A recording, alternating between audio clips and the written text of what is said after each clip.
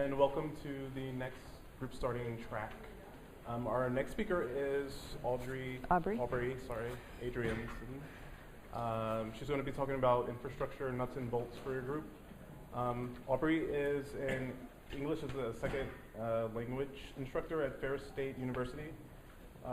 She's the current advisor for the secondary students at Ferris.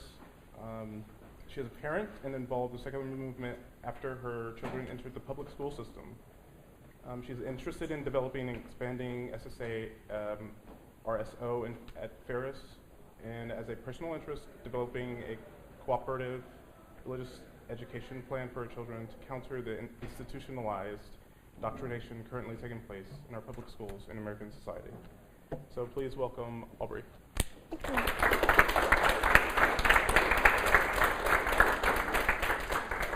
Thank you. Let me know if you can't hear me. As Sam, right? Yes. Sam said, I teach English as a second language at Ferris State University. And I am the advisor for the current Secular Student Alliance RSO that is there. The name of this speech is Best Practices and Structure for Running a Group. I'm really going to focus on structure and how our group runs. But within that, I plan on highlighting best practices, basically what's worked for us this past year. So first I want to talk about our group. Who are we? We formed in fall of 2012, so we're a very young group. We became an official RSO through Ferris State University in February of 2013. From fall to April, we went from 5 members to 18. Of those 18, 14 regularly attend meetings. Our group is mostly men. We have 9 men and 5 women who regularly attend. We've had about 4 international students express interest in the group, but really only 1 is active. And then, of course, we have a board. Ferris requires our board to be at least 5 members, so we have a board of 5. Today I'm going to talk about how we got started, how the group runs, and how we have managed to attract new members. First, forming the group, how we got started. So I'm going to go over these 5 points in that. So in the fall of 2012, I received an email via campus-wide notifications that there was going to be a religious diversity panel on campus. And I was kind of interested in this. And I just so happened to know the woman who was in charge of this panel. So I sent her an email and I said, is there going to be an atheist or agnostic on this panel? And the answer was no. No atheist or agnostic on the panel. But immediately she said, hey, why don't you sit on the panel? And of course, my reaction was, ooh, I don't know if I want to do that. I'm not out to my coworkers. I'm not out to my students. I'm not so sure I want to do that. So I frantically looked for someone to sit on the panel. Nobody else wanted to do it. Finally, I agreed to do it, and it was not a horrible experience. And so I spoke on that panel. And what that panel is I think it ended up being 5 people from 5 different religious or non-religious backgrounds who basically summarized their philosophical point of view and then had Q&A with the audience. Because I sat on that panel, I was also given a table at the Religious Diversity Fair, which was that following week. And in order to run that table, I contacted CFI Michigan, who was gracious enough to send me tabling materials. They also put me in contact with another faculty member, Sharon Robideau, who helped me man the table and who helped me collect names and contact information of students who were interested in starting this group. And so shortly after that event, we had our first meeting. At the first meeting, Sharon and I tried really hard to set goals for the group. We wanted, going into this year, for the group to have some kind of focus. So we had 4 focuses, or foci, depending on what kind of grammar you choose to use.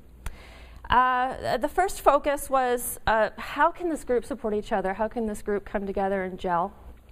And we spent a lot of time talking to the students about that. How can we support each other day to day? How can we support each other in times of need?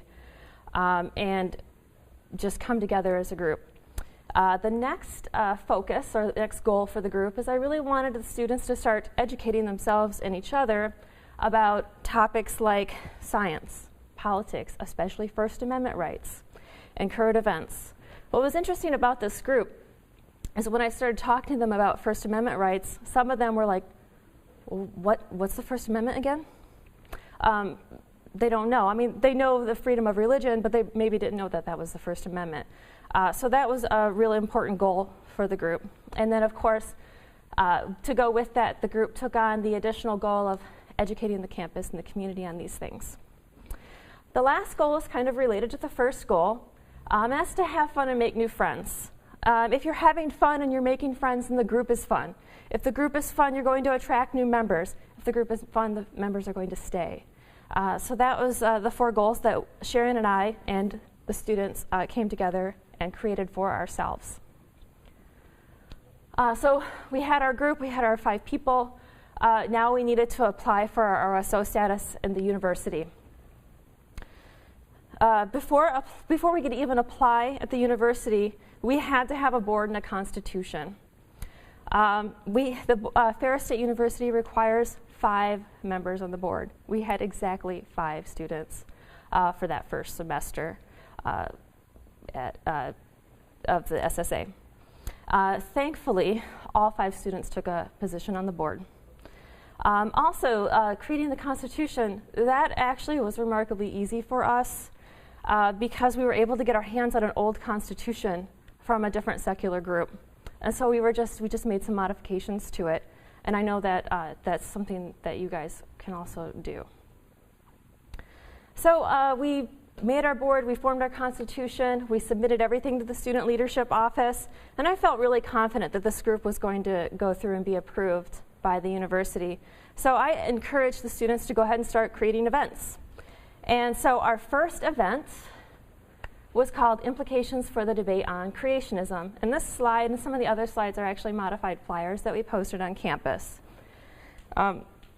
This one we had on Darwin Day. Just luckily we were able to get a spot in the speaker to do this on Darwin Day. Our speaker is actually another professor on campus, Dr. Heck. He is a geology professor. And this was actually a presentation he had given at another conference that actually just fit really well with what we were doing. And it was a really nice presentation. We actually attracted a lot of Christians to this presentation, but also many other secular people on campus. And it was actually through this event that our group began to grow. Our second event was Ed Brayton came to speak about his book, By Their Love, Violence in the Defense of Christian Hegemony. I think that's how it's pronounced. Again, largely attended by Christians and members of the Secular Student Alliance. It was also a nice event, interestingly though, smaller than the first. Another event that we had in that first year, we had Ask a Non-Theist Day. And that was a tabling event, and it's a modification of the Ask an Atheist Day that you guys are probably very familiar with. Something interesting about our group is more than half our group is actually agnostic. And so we wanted to choose a name that was really more inclusive and representative of the group. So we changed it from Ask an Atheist Day to Ask a Non-Theist Day. And so again, that was a tabling event. We did use the tabling materials from the Secular Student Alliance. And we were able to set up our table in a real high traffic area on campus, right by a Starbucks actually. So we had a lot of traffic. And what was interesting about this event is we didn't get very many questions. I think 2 people asked questions. But a lot of people came to our table and said, I'm really happy you're here. I'm glad to see this group on campus. Finally, a secular group on campus. So it was a real positive event, and we were able to actually collect a lot of names and contact information from students who were interested in joining the group. And that happened actually at the end of the semester in April. So we'll be following up with those people in the fall. The last type of event we did was roundtable discussions. And the purpose of these events was to actually bring theists and non-theists together on campus, talking about a variety of topics. These events were not successful, though. Only SSA members ever attended this event. So we changed it for next year, and I'll talk more about what we did to change this in just a minute. For now, I'd like to move on nuts and bolts and the running of the group. So how we run. First of all, we're only a year old, so the way we run has changed in the first year and will probably continue to change. And I think that's pretty normal. You're going to get people coming in and going out of your group. Group members are going to want to do different things. They're going to want to do things differently. So I think it's reasonable to expect your group to change. So the first thing, or how we started out, so in the beginning we had 5 people, as I told you. 5 people did all of the work, including myself and Sharon, so 7 people did all of the work. And right away we were able to secure a good meeting place and time that worked for everyone. It's only 5 people, so not too hard to do that. And in those first meetings we spent a lot of time finalizing the Constitution and setting up our events. After a little while though, we started adding those fun things, and if you remember, that was one of the goals of the group. And what was really great was the fun things didn't happen because I was trying to push them, and I pushed them a lot. It's something that they naturally started doing. And one of the things that they started doing that was something I never would have thought of is they started sharing funny YouTube videos. So through this group, I learned about all kinds of cool things. I learned about Garfunkel and Oates. Never knew those people existed. They are awesome. I learned about epic rap battles. Kind of awesome. My favorite is Darth Vader and Hitler. Love that one. But that's, I learned some really awesome things through this group. One of the problems that started happening, though, is we started getting new members, and we were trying to figure out, well, how are we going to redo the work, redistribute the work in this group now we have these new members. And there were a couple problems with that. First of all, some of the new members really weren't ready to take on the work. They're still kind of checking us out. Or a new member really wasn't sure how to jump in and take on some of that work. They didn't want to step on any toes. And then the third problem, and probably the biggest problem, is our board of 5 members weren't used to having to share the work. They were happy doing it, so they weren't really ready to start divvying it out. So to solve this problem, we went from board meetings to board and committee meetings. And what we did is we took a member of the board of the original 5, and they were the head of a committee, and they took in the new members. The problem was the committee meetings never met. Not one committee met in the 3 weeks that we tried to do this. Everyone was really just happy going to the weekly meetings and doing the work there. So after some discussion with the group, we decided that we were going to have what we call an open business meeting. And at these open business meetings, anyone could come, and you didn't have to be a member. And what we would do at those meetings is we talk about the work that needed to be done. The board voted if it needed to vote. And then people would divide into groups kind of ad hoc and get things done. I personally was surprised that this actually worked. We actually got quite a bit done. And you can see all the activities that we did just in that first year. And those activities that I outlined, we did all those in one semester, ad hoc. So I was surprised that it worked, but it did work really well for this group of students that I have now. But that only worked up until a point, because what happened was we still kept getting new students coming in, wanting to be a part of the group. And relationships were starting to be formed, groups were starting to form, and so the new people started to kind of become outsiders. So we're trying to figure out how to get them in to this kind of ad hoc way of doing business and getting things done. And so it was extremely distracting. Another thing that happened was we had Christians, girls actually from a Christian group coming to our meetings, and they were just checking us out. It was all very honest and just wanted to see what we were all about. But that was also extremely distracting from the business end of the meetings. So what we had to do is we had to close the business meetings to members only. Well, that then created a problem because we wanted to also create this open communication with the rest of the campus. And we wanted to have a way to attract and talk to potential new members. So what we decided to do is to take those roundtable meetings that weren't successful and change them to what I have called, and the group hasn't really adopted this yet, but I think it's a cool name, secular socials. And they're once-a-month meetings. And at that meeting, you would bring in many people from the campus, have a discussion on a topic, and then at the end of the meeting is when you can kind of start talking about what about your group, what kinds of things you do in your group, and then maybe even get a few new members. At those secular socials, we are going to have something called the purpose, vision, and values statement. And this is actually a reaction to the Christians who came to our group. They really didn't know what we were all about. They had no idea. And we kind of realized that a lot of people had no idea who we are, what we're all about. Some people don't even know what secular means. So we decided that we needed something that we could just give to people or read to people to say, this is who we are, this is what we're about, this is what we do. So we created this purpose, vision, and values statement. And members are required to read and sign it. And we're doing this so that they know what's expected of them once they're a part of the group.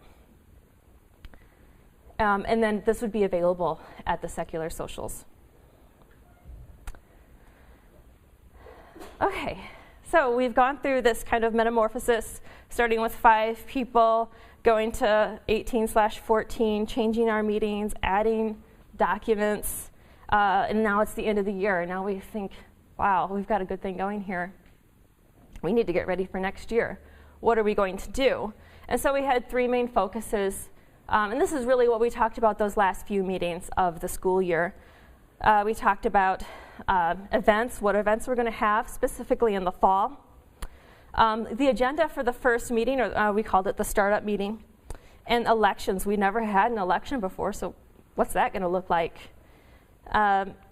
So before I start talking about the startup meeting and elections, I do want to show you some of the events that we are considering for next year, and some of the cool flyers that Tyler, who's sitting right there, made.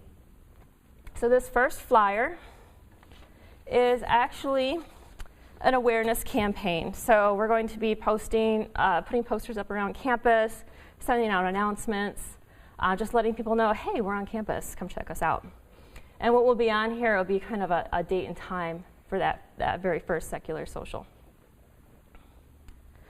This next event will be a fundraising event. And also an awareness event. And I was actually surprised because I don't like touching people and hugging. I think, ugh. So I think everyone's like me, right? So I'm talking to the group. I'm like, you really going to hug people? And they're like, yeah, I'll do it. You give me $1, I'll hug them. So we're going to do this. We want to have a blood drive, preferably in October around Halloween. So we're pretty sure we're going to do this event. And then Jake and Hugo, who are sitting right back there, are going to come to campus, and they're going to talk about their YouTube show, The Bible Reloaded.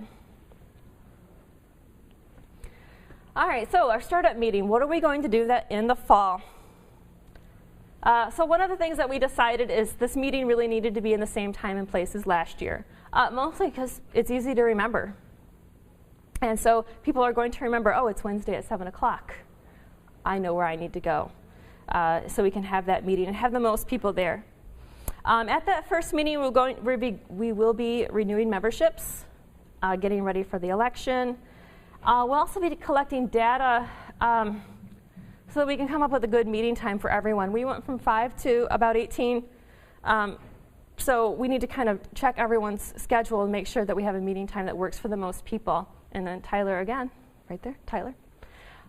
He actually created this really great online data form, and I don't have a screenshot of it. I'm sorry about that.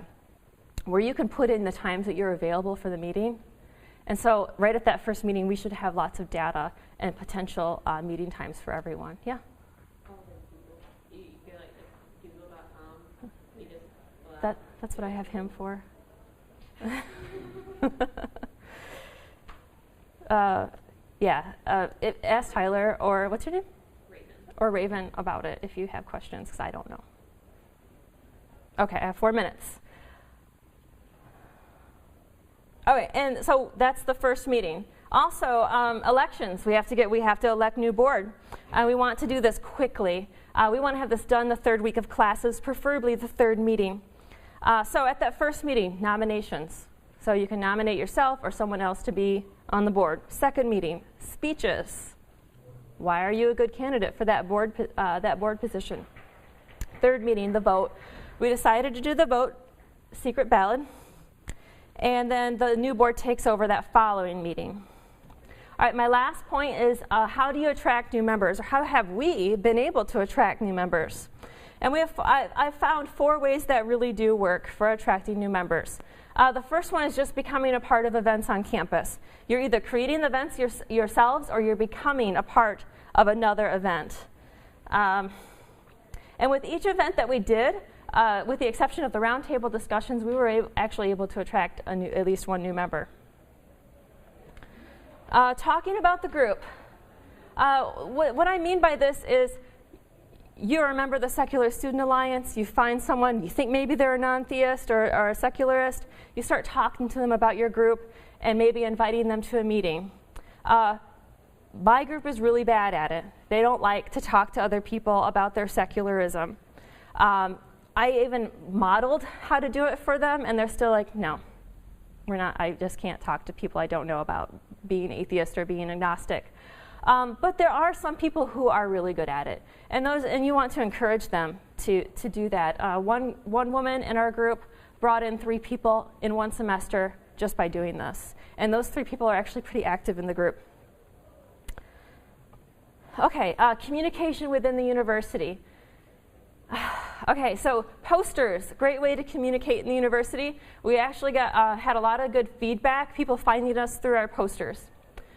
Campus-wide notifications. I'm sure every university has this, but it's like a mass email system. You put in an announcement, everyone gets emailed the announcement.